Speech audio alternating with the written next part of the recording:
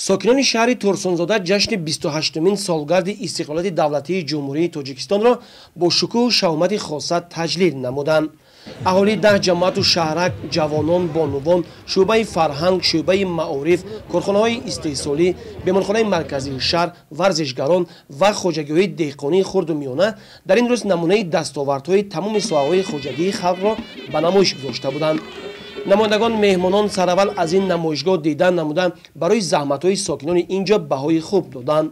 چاره‌بینی ادامه بخشیده به 28مین سالگرد استقلالیت دولتی جمهوری تاجیکستان در میدان شاه اسماعیل سامانی شهر ترسونزاده با حضور نمایندگان حکومت جمهوری تاجیکستان، مهمانان از جمهوری ازبکستان، کارخانه و تشکیلات، جماعت و دهات و مؤسسات تعلیمی دایر گردید.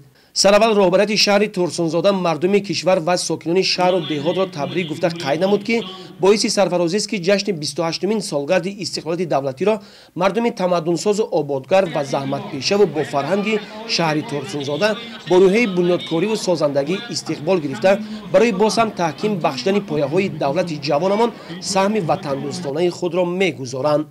اینچنین نمایندگان حکومت جمهوری تاجیکستان و دیگر مهمانان سخنرانی نموده تمام ساکنان شهر ترسونزاده را از نام اساسگذار صلح و وحدت پیشوای ملت پرزیدنت کشور امامعلی رحمان تهنیت گفته این روز را رمز اتحاد و یگانگی مردم، پیروزی عقل و ذکاوت سالم و تنتنه صلح و ثبات در سراسر کشور ارزیابی کردند. همچنین به طور مختصر درباره دستاوردهای زمان صاحب استقلالی مملکت اظهار عقیده نمودند. مهمانان از ولایت سرخندری جمهوری ازبکستان ضمن سخنرانیشان در بهتر گردیدن مناسبت و همکاری‌های دو کشور تاجیکستان و ازبکستان نیک ارزیابی کرده مردم شرفمند تاجیکستان را به 28مین سالگرد استقلالیت دولتی جمهوری تاجیکستان تبریک و شادباش نمودند. برنامه رنگین کنسرتی که از جانب شعبه فرهنگ شهر ترسونزاده و نزدیک به 3000 خوانندگان مؤسسه‌های تحصیلات میانه عمومی تشکیل کرده شده بود، پیشکش مهمانان و ساکنان شهر کرده شد.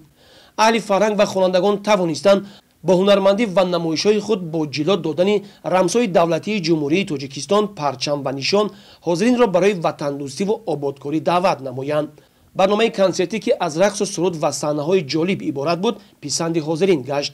واقعا طول 28 سال استقلالیت فرهنگ سنی تاجیکان و صلح و ثبات امروزه تاجیکستان افاده‌گری آرزو و آرمان و نیت و مقصدهای نجیب مردم شریف کشورمان بوده هر شهروندی با ننگ و ناموس را میباید خاک مقدس وطن را پاک نگاه داشته فرهنگ صلح، ثبات سیاسی و وحدت ملی را حفظ نماید.